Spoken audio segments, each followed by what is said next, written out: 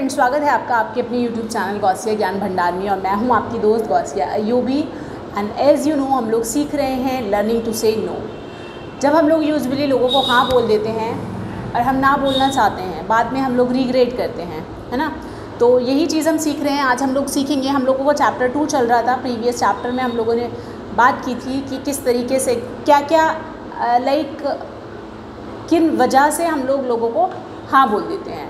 उसके बाद हम लोगों ने डिस्कस किया you have the right to say no. तो आज हम उसी को कंटिन्यू करेंगे कि you have the right to say no. उसके कुछ पॉइंट्स हम लोग आज डिस्कस करेंगे। और guys at the end of the video मैं आपको कुछ सेंटेंसेस, कुछ बातें ऐसी बताऊंगी जिनके थ्रू जो है आप लोग जो हैं लोगों को आसानी से ना बोल सकते हैं। आप लोगों को जो है बिना नाराज़ किए उनको ना बोल सकते हैं। एक पोलाइट वे में आप उनको नो बोल सकते हैं, because this is your right to say no.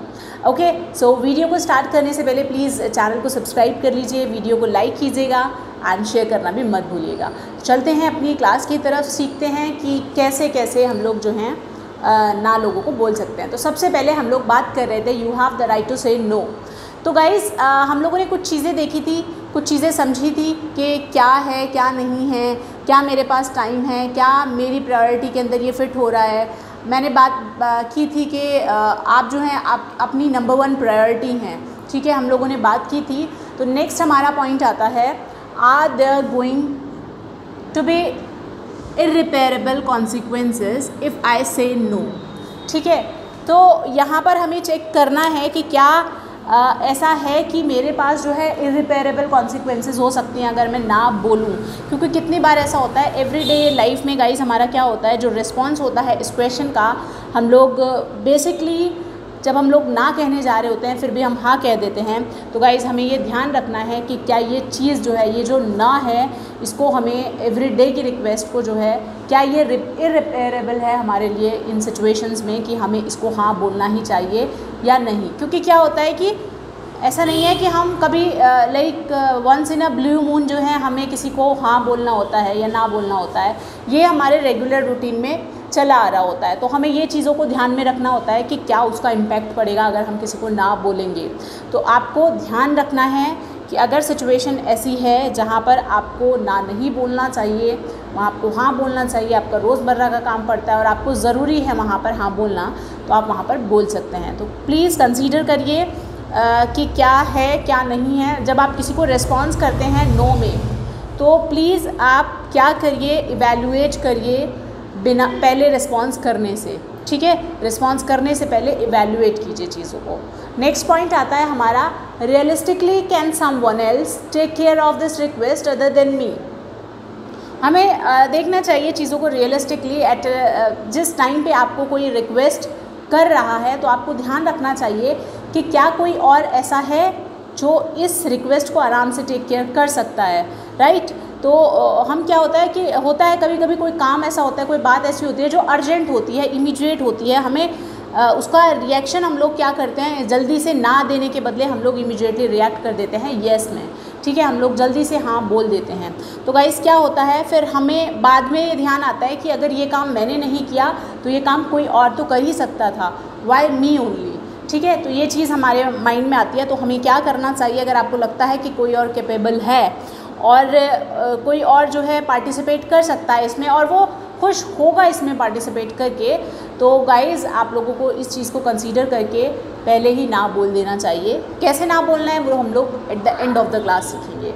Okay, next आता है does it fit with in my priorities. क्या ये मेरी प्रायोरिटीज़ में फ़िक्स होता है। तो गाइज़ आपको ध्यान रखना है चीज़ों को, अपने प्रोस्पेक्टिव्स को देखना है कि क्या इम्पॉर्टेंट है, क्या ज़रूरी है आपकी लाइफ में, किस चीज़ की ज़्यादा ख़ास ज़रूरत है। क्या ये काम या ये बात पे टाइम इन्वेस्ट करना आपका क्या ज़रूरी है, या फिर आपके अपनी प्रायोरिटीज़ आपके लिए ज़्यादा ज़रूरी है। गाइस प्रायोरिटी का क्या मतलब होता है, दैट मीन्स कि वो जो चीज़ें हैं जिसको जो आपके लिए मोस्ट इम्पॉर्टेंट है और आप उनको किसी भी कीमत पे स्किप नहीं कर सकते हैं, वो आपकी टॉप मोस्ट प्रायोरिटी होती है लाइफ में। तो आपको कंसीडर करना चाहिए, देखना चाहिए, इवैल्यूएट करना चाहिए कि आपकी टॉप मोस्ट प्रायोरिटीज़ क्या है लाइफ में। नेक्स्ट पॉइंट की तरफ चलते हैं, how much time is going to be involve. तो गाइस टाइम बहुत ज़रूरी होता है। देखिए हम लोग किसी को अगर हाँ या ना बोलते हैं तो सारा खेल जो है वो टाइम का होता है, टाइम पर ही सभी कुछ डिपेंड करता है। तो हमें देखना है कि किसी पर्टिकुलर चीज़ में कितना टाइम जो है वो इन्वेस्ट हो रहा है, ये एक क्रिटिकल फैक्टर है। तो डिपेंड करता है कि किसी ने कोई काम बताया, अगर वो है चंद मिनट्स में वो काम पूरा हो जाता है, तो मुझे नहीं लगता कि आपको किसी को ना बोलना चाहिए। अगर आप किसी की हेल्प कर सकते हैं अपना छोटा सा टाइम लगा के, तो आपको ज़रूर उसकी हेल्प करनी चाहिए। लेकिन अगर आपको लगता है कि ये टाइम टेकिंग है, ज़्यादा टाइम इसमें आप लोगों का लगने वाला है और वो टाइम इन्वेस्ट होने वाला है, तो प्लीज़ आप लोग ना कहना सीख लीजिए। Okay, next is why am I really being asked. अब ये क्वेश्चन हमेशा ऐसा होता है कि दिमाग में ज़रूर आता है, अपनी फैमिली में भी आता है, फ्रेंड सर्कल में भी आता है, वर्क प्लेस पे भी आता है, अपने स्कूल कॉलेज में आता है कि वाई मी, मुझसे ही क्यों काम कहा जाता है। ठीक है, तो इसके दो आंसर हो सकते हैं। या तो आप ही हैं जो कैपेबल हैं इस काम को करने के, या फिर आप एक परफेक्ट यस मैन हैं। आप हाँ बोल देते हो लोगों को एक तरह से, या तो आप कह लीजिए कि आप जी हजूरी में विश्वास रखते हो, या फिर आप ये कह लीजिए कि आप परफेक्ट यस मैन हैं। आप चाह कर भी किसी को हाँ ना नहीं बोल पाते, आप हाँ ही बोल जाते हैं। तो आप चेक कीजिए कि क्या आप एक क्वालिफाइड पर्सन हो, क्या सिर्फ आप ही एक क्वालिफाइड पर्सन हो जिसको उस काम को कहा जा रहा है, मतलब कोई और ऑप्शन ही नहीं है आपके सिवा, या फिर आप येस मैन हैं, येस पर्सन हैं, जिस वजह से आपको बार बार कहा जा रहा है किसी भी काम को। तो हर चीज़ के जो है कंसीडर कीजिए प्रॉज एंड कॉन्स को, और देखिए कि क्या करना चाहिए, बाद में आपको रिग्रेट नहीं होना चाहिए। Next is will I have this opportunity again at a more opportune time. तो गाइज़ देखिए कि कभी कभी क्या होता है लाइफ में, बहुत सारी चीज़ें ऐसी होती हैं कि हमें कोई अपॉर्चुनिटी मिलती है और हम चाहते हैं उस अपॉर्चुनिटी को ग्रेस्प करना, उसको लेना चाहते हैं हम उस मौके को। लेकिन होता क्या है कि हम लोगों के पास में, हम लोग उस समय कैपेबल नहीं होते कि हम इस अपॉर्चुनिटी को जो है वो ले पाएँ। तो क्या चलता है, हमारा एक कॉन्फ्लिक्ट चलता रहता है माइंड में कि हम इस अपॉर्चुनिटी को येस बोलें या फिर नो बोलें। तो गाइस इसको बहुत ही वाइजली आपको चूज़ करना है लोगों से।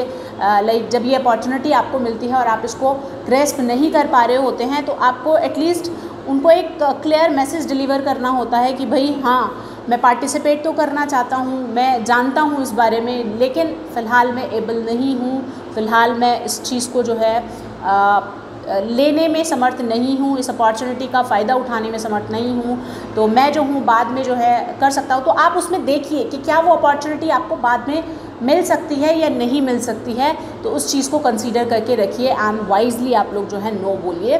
तो गाइज़ देखिए ये सारे पॉइंट्स थे कि हम लोगों को क्या क्या चीज़ें दिमाग में रखनी होती हैं जब हम लोग किसी को हाँ बोल देते हैं। तो एक मैंने नोट यहाँ पर मेंशन किया है कि no is a complete sentence, there is no need to explain it further. अगर आप किसी को ना बोलते हैं तो नो जो है अपने आप में एक पूरा सेंटेंस होता है, इसमें कोई भी ज़रूरत नहीं है आपको आगे एक्सप्लेन करने की फर्दर। तो गाइस चलते हैं, मैं आपको कुछ सेंटेंसेस सिखाने वाली हूँ कि कैसे कैसे हम लोग जो हैं किसी को ना बोल सकते हैं ईजी वे में और पोलाइट वे में। तो गाइस देखते हैं कौन कौन से ऐसे सेंटेंस हैं जिनको बोलकर हम लोग आसानी से किसी को ना बोल सकते हैं। तो आप पोलाइट वे में कह सकते हैं कि I am sorry but I simply can't at this time, कि माफ़ कीजिएगा और मैं फ़िलहाल इस काम को नहीं कर पाऊँगा। ओके, उसके बाद सेकंड आता है हमारा let me think about it and I will get back with you.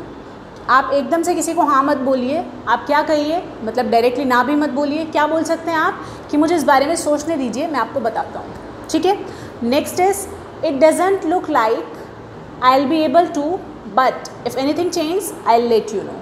Guys क्या होता है, ज़रूरी नहीं है कि आप किसी को स्ट्रेटली ना बोल दें, आप ऐसा भी बोल सकते हैं कि मुझे नहीं लगता कि मैं इसमें जो है इसको करने में एबल हो पाऊँगा या सक्षम हो पाऊँगा या मैं इसको कर पाऊँगा, लेकिन अगर कुछ भी चेंजेस आते हैं तो मैं आपको बताऊँगा, यानी कि अगर हो पाएगा मुझसे तो मैं बताता हूँ। ठीक है, आप इस तरह से कह सकते हैं। उसके अलावा I just can't fit it into my schedule, sorry आप कह सकते हैं कि मैं इसको अपने शेड्यूल में फिट नहीं कर सकता हूँ या कर सकती हूँ। Next is that is such a good cause but I am already supporting other good causes.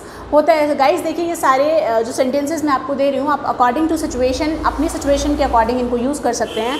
तो इस सिचुएशन में लास्ट सेंटेंस जो मैंने आपको बताया है that is a such good cause, तो आप कह सकते हैं कि बहुत ही अच्छा कॉज है, बहुत ही अच्छी चीज़ है, but I am already supporting other good causes. लेकिन मैं क्या कर रहा हूँ, कुछ और अच्छी चीज़ों को सपोर्ट कर रहा हूँ, फ़िलहाल मैं उसमें बिज़ी हूँ, तो आप ये भी कह सकते हैं। उसके अलावा सिंपली नो थैंक यू भी बोल सकते हैं दोस्तों। नो अपने आप में एक पूरी तरह से एक क्लियर सेंटेंस है, उसमें आपको किसी भी इफ़ और बट की ज़रूरत नहीं होती है। आपको पता है कि नो जो है एक अपने आप में पूरा सेंटेंस है, और क्लियरली आप लोग बता सकते हैं कि भाई मैं जो हूँ सॉरी मैं इस काम को नहीं कर सकता। तो आप उनको स्ट्रेटली ऐसे र्यूड वे में मत बोलिए, आप उनको सिंपली पोलाइट वे में बोल सकते हैं नो थैंक यू, ठीक है।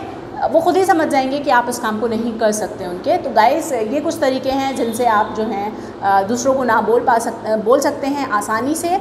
सो आई होप कि ये सारे पॉइंट्स आपको समझ आए होंगे, आपने वीडियो को एंजॉय किया होगा। वीडियो पसंद आए तो लाइक कीजिएगा, शेयर कीजिएगा और चैनल को सब्सक्राइब करना मत भूलिएगा। Thank you so much for watching. खुश रहिए, मुस्कुराते रहिए।